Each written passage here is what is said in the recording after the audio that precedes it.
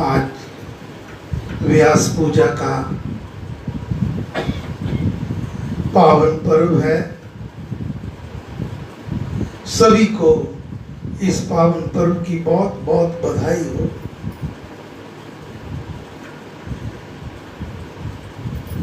आज के दिन गुरु महाराज के श्री चरणों में हम बारंबार प्रार्थना करते हैं, उनके श्री चरणों में असंख्य बार नमस्कार करते हैं और प्रार्थना करते हैं, हे महाराज, हम तो अबोध बालक हैं, आप दयालु, आप कृपालु। जैसे अब तक आपने बहुत सुंदर ढंग से निभाया है, हम तो अबोध बालक ढंग से चल भी नहीं पाते, ढंग से बोल भी नहीं पाते। ये तो आप दयालु कृपालु हमारी उंगली पकड़कर आज तक चला रहे हैं। हे गुरु महाराज, आगे भी ऐसी कृपा दृष्टि इस जीवन के अंतिम श्वास तक, और फिर यही आपके श्री चरणों में प्रार्थना करते हैं कि हमें बार बार जन्म मिले और बार बार आप ही हमें गुरु के रूप में मिले,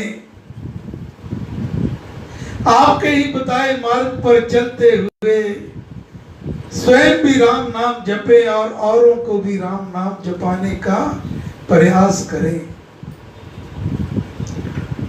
गुरु जी को करिए वंदना भाव से बारंबार, नाम सुनौका से किया जिसने भव से पार।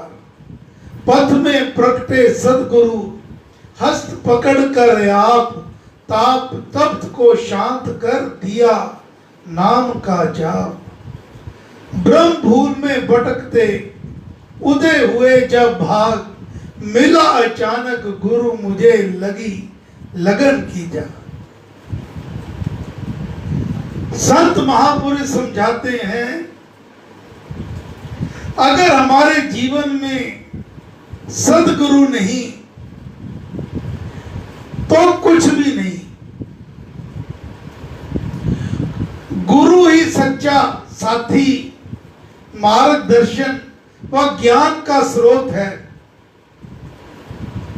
सदगुरु द्वारा बताए मार्ग पर चलकर ही हम परम पिता परमेश्वर से मिल सकते हैं, अपनी इस जीव आत्मा का परम आत्मा से मेल करवा सकते हैं।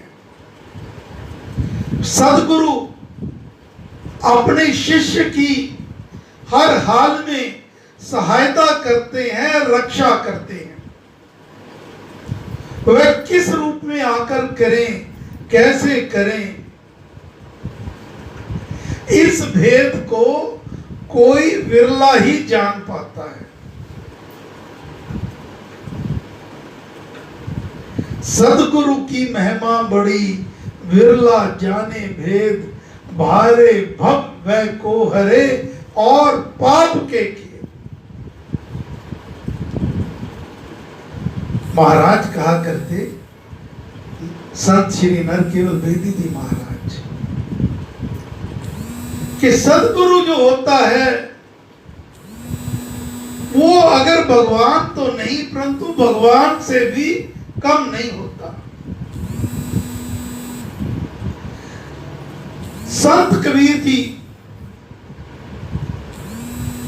उनकी वाणी का सहारा लेकर जो उन्होंने गुरु महिमा का गुणगान किया है,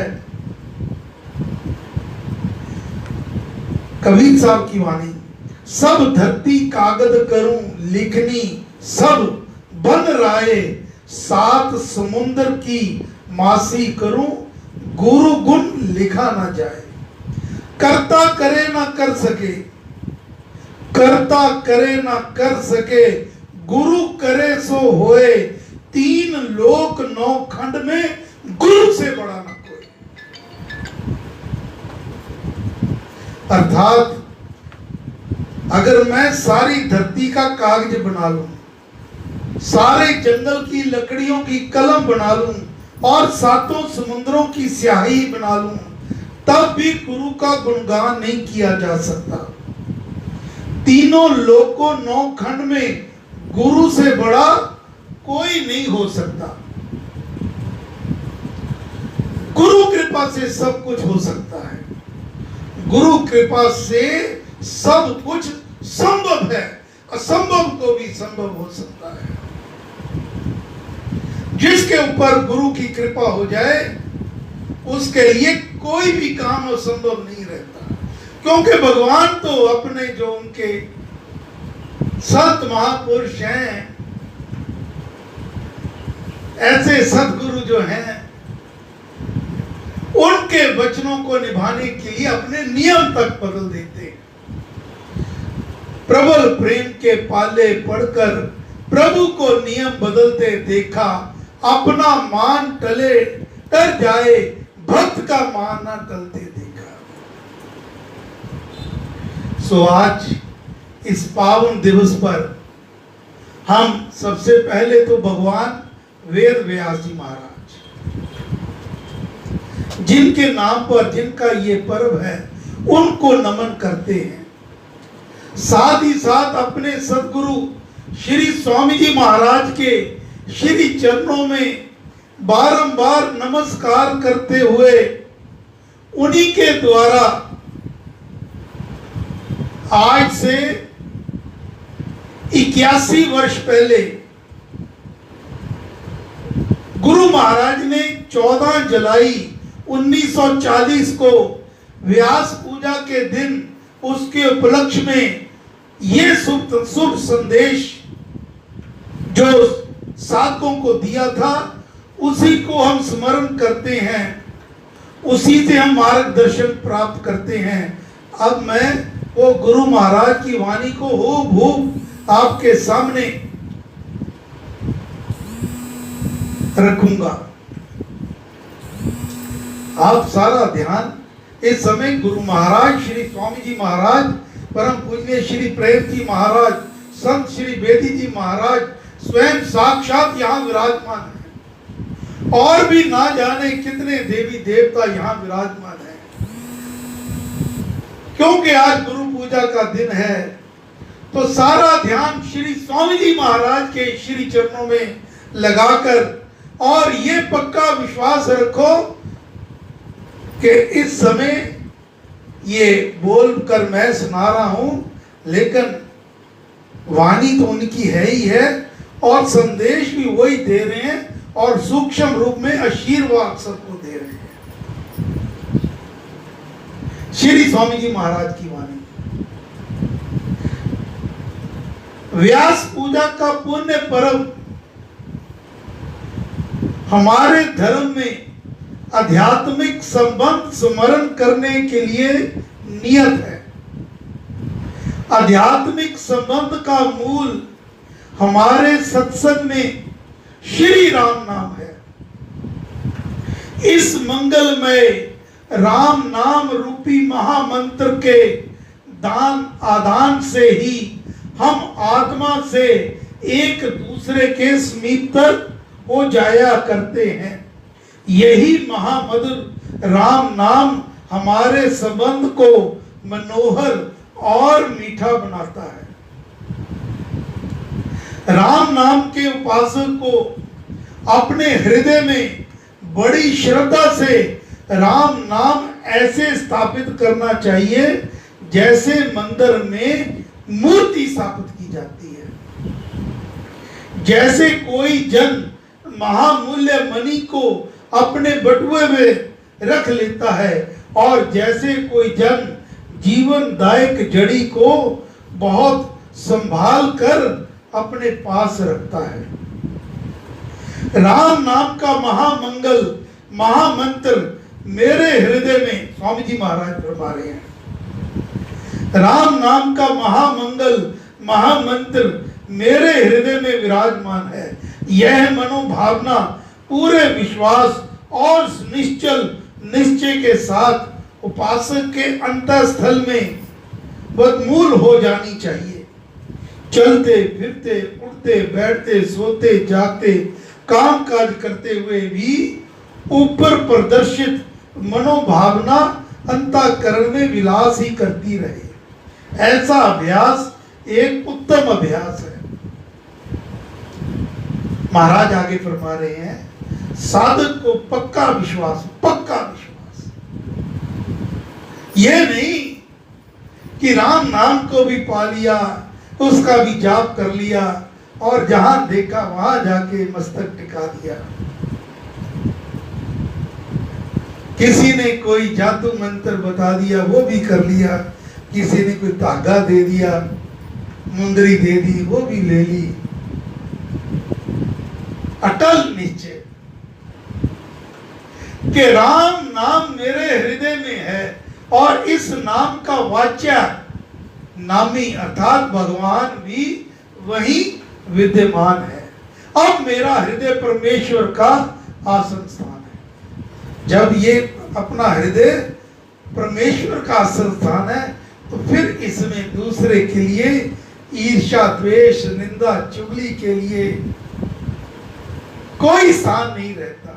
जहां रहे यहां भगवान विराजमान है, वहां पे आप वहां तो कलियां डालनी है शुभ विचारों की, ना के गंदे विचार, मलिन विचारों के कुछ कीचड़ के छींटे डालने हैं। यहां तेजो में परम पुरुष शोभित है। मेरा तन भगवान का मंदिर बन गया है। वह आनंद कंद सर्व शक्ति में श्री हरि मुझ में अवतरित हो गया है और वह परमात्म देव रात दिन निरंतर मेरी पालना करता है। अपने आप को प्रभु के हवाले छोड़ो कि मेरा मुझ में कुछ नहीं, रात दिन प्रभु मेरे भीतर भी है, बाहर भी है, सब जगह वो है और वही मेरा पालन पोषण कर रहा है। साधक श्रद्धा पूर्वक मनन करे कि अब मेरे तन में भगवान की कृपा मेरी साधना का काम आप ही आप कर रही है। मेरे सब साधन अब राम कृपा से स्वयं सिद्ध होते चले जा रहे हैं। जब मैं श्री राम चरण शरण में सर्व भाव से समर्पित हो गया हूं तो मुझे साधना और सिद्धि दोनों की चिंता कुछ भी नहीं करनी चाहिए। अब मेरी आत्मा उन्नति परमात्मा श्री राम की इच्छा से अवश्य में होती चली जाएगी और रोक टोक रहित होती ही चली जाएगी। साधक प्रबलतर मनोभावना बनाए रखे कि जैसे तन में औषधि काम करती है, जैसे बुखार हुआ क्रोसिन ली, आपको पता है तुरंत आपका बुखार उतर जाना है। वो ऐसे ही मेरे मानस रोगों को, मेरी चिंताओं को, मेरी चंचलताओं को, मेरे मलन विचारों को दूर करने का काम श्री राम नाम आप ही कर रहा है। तो मुझे तो एकाग्रता ध्यान धारण करके उसे काम करने का अवसर ही देना उचित है। राम नाम रूप कल्प तरु का बीज मेरे हृदय की भूमि में बोया जा चुका है। वह मेरी साधनाओं और सफलताओं के रूप में स्वयं अंकुरित, पत्रित और पुष्पित आदि होता जाएगा। मेरा तो भगवान की कृपा पर अभंग भरोसा ही रखना काम है। भक्त के लिए मनोभावना का साधन एक ऊंचा साधन है और नाम उपासना में तो ऐसी अनन्य मनोभावना को परम साधन समझा गया है। मनोभावना के स्थिर हो जाने पर हरि कृपा किरण साधक के आत्म लोक में प्रविष्ट होती है। जैसे चंद्र की शीतल रश्मियां वनों उपवनों में, कमल कुंजों में और तरुण मालाओं में अवतरित होकर उन्हें प्राण प्रदान करती हैं। भक्त मनोभावना करे कि ऐसे ही नाम चंद्रोदय से परमेश्वर कृपा और शक्ति उसमें उत्तरोत्तर उन्नति कराती जाती है। साधक की मनोभावना हो कि जैसे सूर्य की सुनहली किरणें जड़ जंगम जगत को ज्योति, जीवन, बल और शक्ति सहज से दान किया करती हैं, इसी प्रकार नाम उपासक में भगवान की कृपा स्वयं योग साधना और आत्मक विकास करती रहती है। साधक की तो अंतःकरण की कोठड़ी के किवाड़ खोलकर हृदय में नाम स्थापना द्वारा हरि कृपा को प्रवेश मार्ग ही देना होता है। हे गुरुदेव, कृपा करना, मेहर करना, दया करना। और आज का सार संत श्री नरकेवल बेदी जी महाराज, इनको कैसे हम भूल सकते हैं। हमारा तो रोम रोम इनके आगे कर्तव्य है।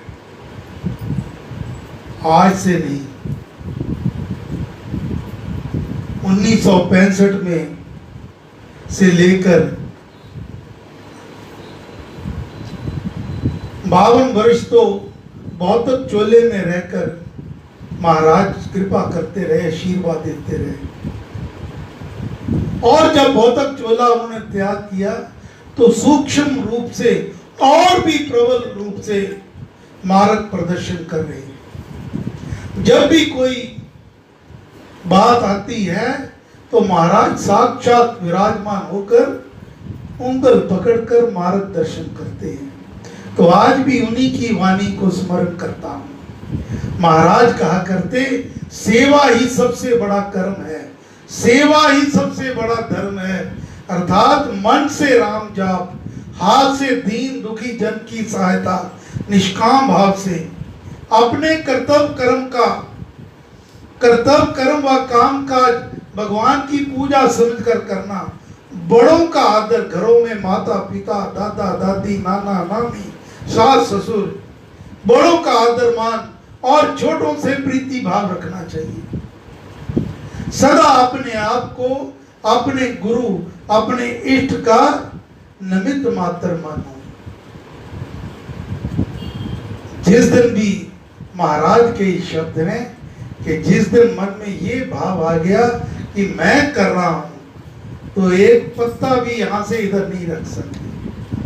जब तक ये भाव बना रहेगा कि करने करवाने वाले तो गुरु महाराज हैं, श्री राम है, तो आपके कोई काम में कोई भी विघ्न बाधा नहीं आ सकती। हे गुरु महाराज, आप दयालु, आप कृपालु, हम आपके आगे नतमस्तक हैं। आप ही कृपा करके अपने सदमार्ग पर चलाओ। कृपा करो, मेहर करो, दया करो। जय गुरुदेव, जय श्री राम, जय गुरुदेव, जय श्री राम।